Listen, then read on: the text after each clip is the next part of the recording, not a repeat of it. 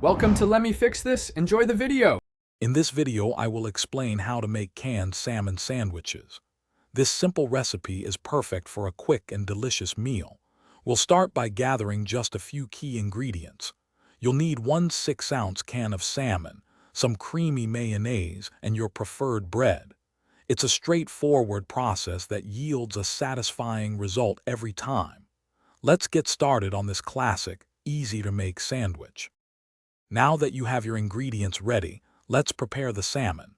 First, open your 6-ounce can and make sure to drain all the liquid completely. This step is crucial for a good consistency. Next, carefully remove any skin or small bones you might find. This ensures a pleasant eating experience. Then, use a fork to gently flake the salmon into small, uniform pieces in a mixing bowl.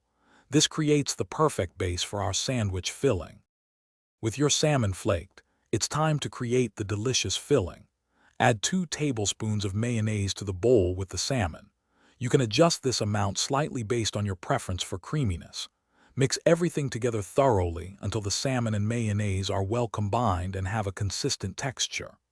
Finally, take 1 slice of your chosen bread and spread the salmon mixture evenly across it, reaching almost to the edges. This ensures a flavorful bite every time. To finish your sandwich, simply place the second slice of bread on top of the salmon mixture.